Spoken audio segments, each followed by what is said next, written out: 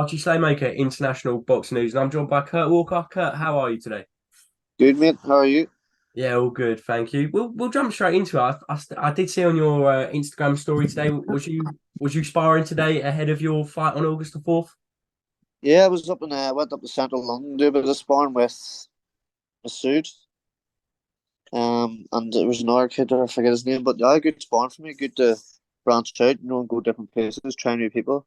And it was exactly what I needed. I've only really started sparring there on Tuesday, and they were good rounds for me, two different opponents. So yeah, I'm happy.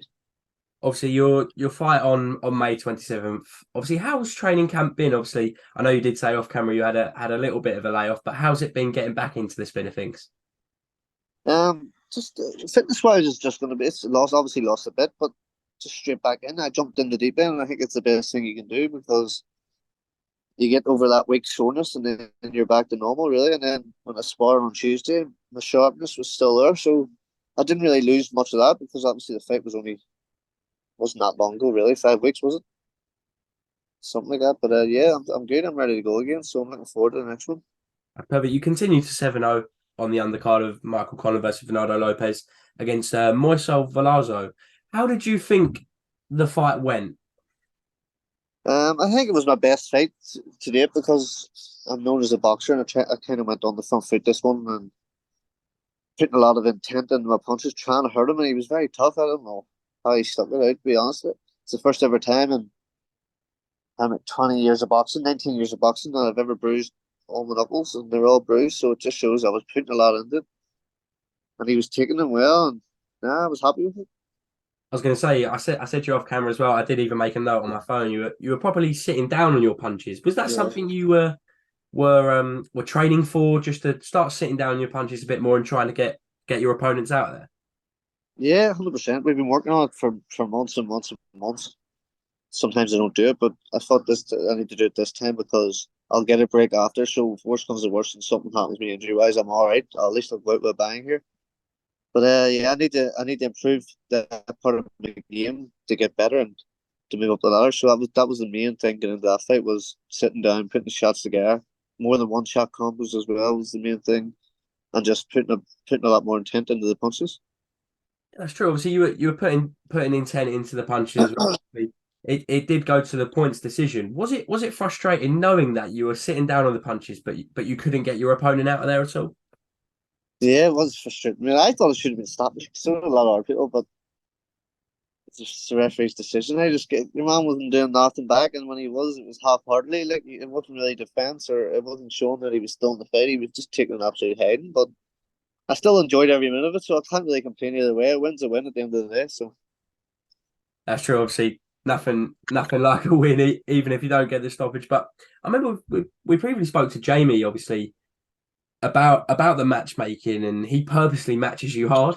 Do you yeah, understand the reasoning behind that? And obviously, sometimes it may be frustrating, but do you understand the reasoning behind that? yeah. I think obviously I had a long and successful amateur career, so I need to be moved faster.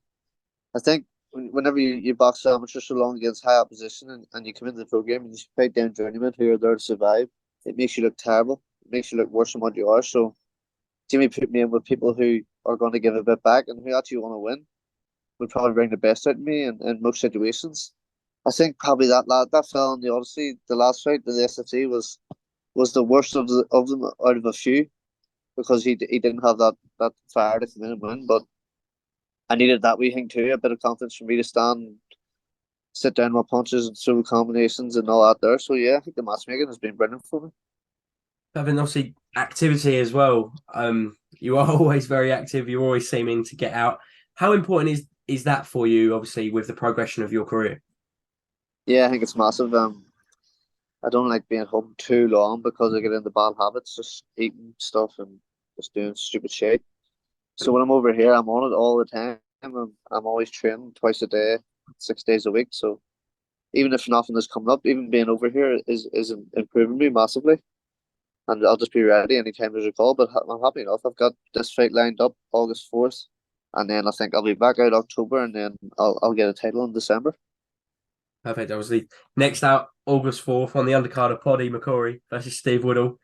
Obviously, we've just briefly touched on training camp, but I was just about to say you've boxed on some of the biggest shows. I was looking at earlier on some of the biggest shows in recent time. But obviously, you are boxing at Falls Park in Belfast. How does it feel to be boxing at the park? I've never boxed there. I went to watch Mick there years ago, and it was more like a rave than it was a boxing fight. It was crazy. I was like, geez, this is mental. I'd love to box here. And I can't wait for it. I'd say, like you said about my fights, I fought in Wembley, I fought on Taylor Catterall. Belfast has always been my favourite, fighting under mixed undercards in the S&C. That's always the first one we done in August was my favourite last year when he fought the Colombian, was it? Mariaga? Mariaga. That was my favourite to date. Just the buzz of everything, summertime, the place was packed, it was bouncing. I think Belfast will always be my favourite venue to box as well. I can actually second that. I was there for Lopez versus Conlan, and the atmosphere was absolutely incredible. Even after, I remember I went into a pub and people were still singing mixed names. So obviously Yeah, Belfast is a true fighting city, and one day you'll be headlining there. Um, hopefully, mate. is that the dream to headline at the SS? 100%. Yeah, I've been looking to do it now in the next 2 years. If I just keep winning and keep progressing the way I am, there's no reason why I can't. Try and build a following. People, and like you said, it's a fighting city. People love to see the fighters do well. If you just keep bringing the crowd and winning in style, then there's no reason why I can't.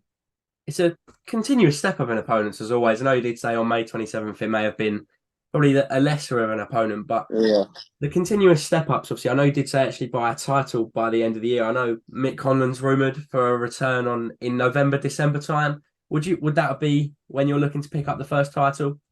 yeah, definitely. I think if he fights in December in Belfast, I'll be looking for a title that date. Definitely perfect right before Christmas, and then that kick starts me in the big 2024 where I can look on big things. I'm gonna have to ask. There's quite a big clip. I think it was you and Tyrone McKenna on IFL TV, obviously. Just having a little poke of fun at Isaac Lowe. How interested are you in that fight at all? I'd take anything, if it gets me up there, like I said, 100%. Obviously, I'm not stupid. I know why. If someone offers me to him, why is he going to fight me? I don't have anything to give him. He's thinking if I get beat by him, I'm done. So I can understand it, but yeah, it's boxing and it's professional boxing. You need to chat shit to try and get your way. I'm not going to chat shit yet, but once I get a title, I can start doing it and I'll start calling everyone out. Will he be the first person on your radar if you do win that title? 100%. It is a good fight. I think he's a good fighter, but it's just he has a good name and he knows that there because he knows people are calling him out now, like mad, Prince Patel and all. So he knows he's actually in a good position, even though he got beat twice, but he got beat twice by two good operators. So he's still a good boxer, which people may forget. But I would happily fight. Obviously, that would actually be a very good fight, and obviously, like you said, the continuous step ups in opponents as they go on. I'm going to quickly talk about obviously back on May 27th. Obviously, your campmate and your friend, who you share a house with. I know when you're back in camp.